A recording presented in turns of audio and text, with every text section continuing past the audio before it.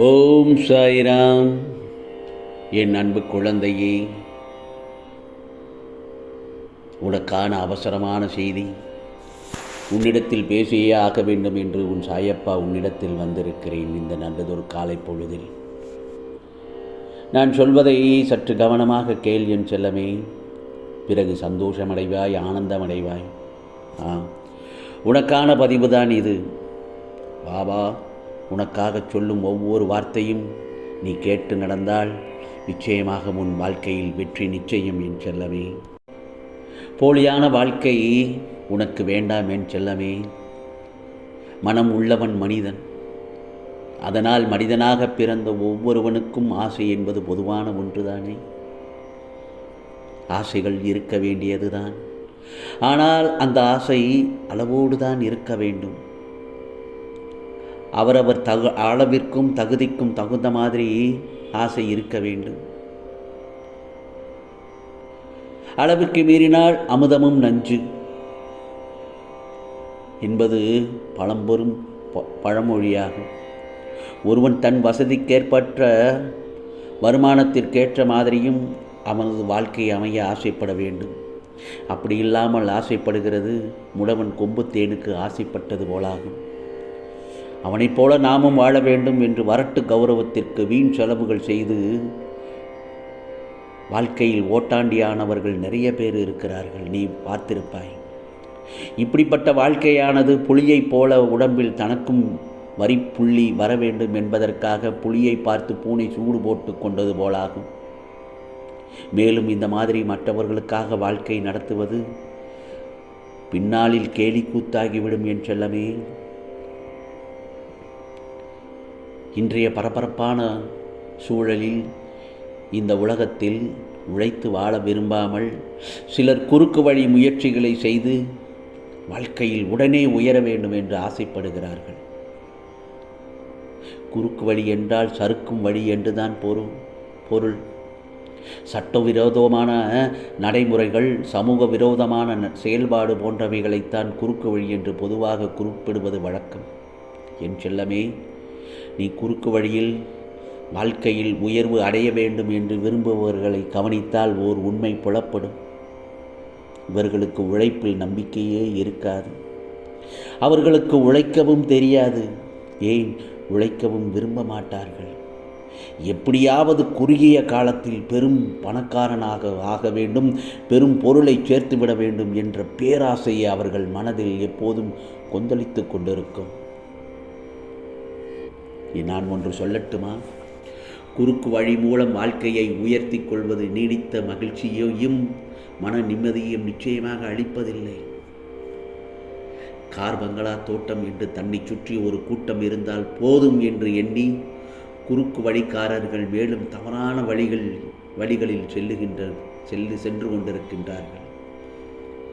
அவர்களுக்கு தொடக்கத்தில் ஏற்படும் வெற்றிகளும் ஆரம்பத்தில் தலை காட்டக்கூடிய சுகயுபோகங்களும் கொஞ்ச காலத்திற்கு பிறகு ஒரு கனவு போல் மறைந்து பயங்கரமான தண்டனைகள் வழிபட்ட வேதனைகளையும் நிரந்தரமாக அனுபவிக்க வேண்டிய சூழ்நிலைக்கு தள்ளிவிடுவார்கள் என்பதை எண்ணி பார்க்கவே மறந்து விடுகின்றனர்.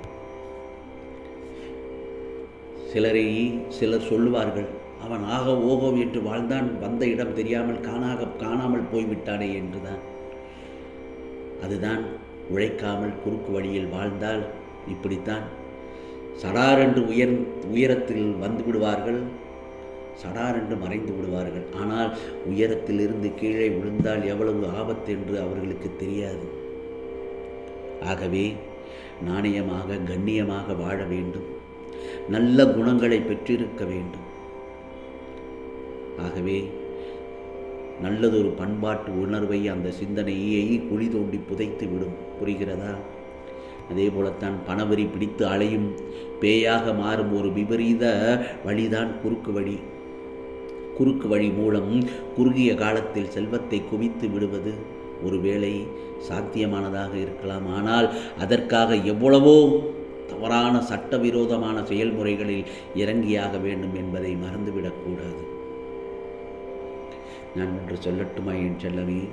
நீ நேர் வழியில் நடந்தால் உடனடியாக ஆயிரக்கணக்கிலோ லட்சக்கணக்கிலோ பொருளை குவிக்க முடியாமல் போகலாம்.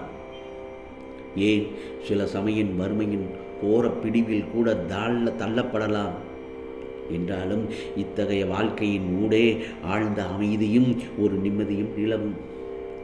வாழ்க்கையில் படிப்படியாக உயர்வதற்கு இதுதான் சரியான வழி, நேர்வழி. சரியாக திட்டமிட்டு செயல்பட்டு உழைத்தால் எதிர்காலத்தில் நிச்சயமான வாழ்க்கை உயர்வு கிடைக்கும். நிச்சயமாக. புரிகிறதா?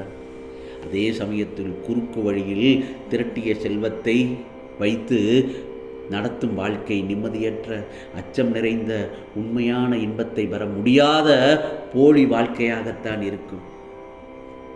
புரிகிறதா என் செல்லமே? குறுக்கு வழி வேண்டவே வேண்டாம். நேர்மையான வழியில், இந்த சாயப்பா சொல்லும் வழியில் சென்றால் நிச்சயமாக உன் வாழ்க்கை ஜொலிக்கும் என் செல்லமே. அதே போலத்தான் வாழ்க்கை எல்லோருக்கும் ஒன்றுதான்.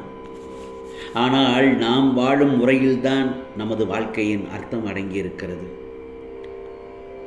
நான் ஒன்று சொல்லட்டுமா என் செல்லமே? எப்படி என்றால், சின்ன சின்ன செயல்களை எடுத்துக்கொள். நீண்டகால இலக்காக உனது லட்சியங்களை சேர்த்துக்கொள்.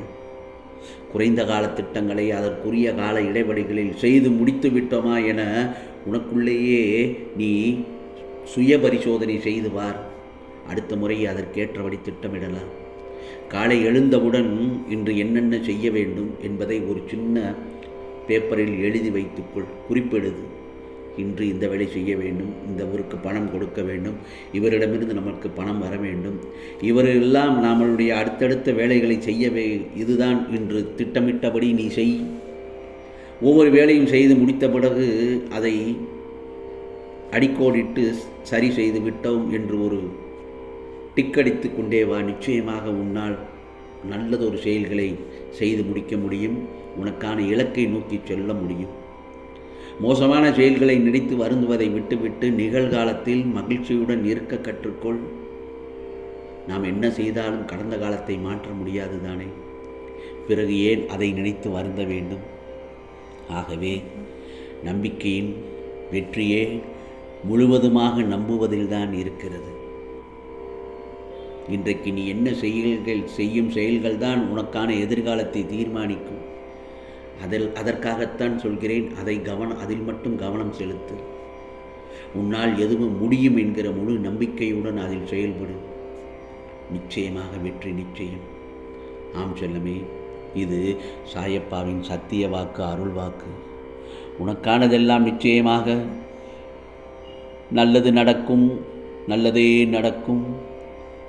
அதுவும் நன்மையாகவே இருக்கும். ஓம் சாய்ராம். ஓம் சாய்ராம். ராம்ஜி அருள் கிடைக்கட்டும்.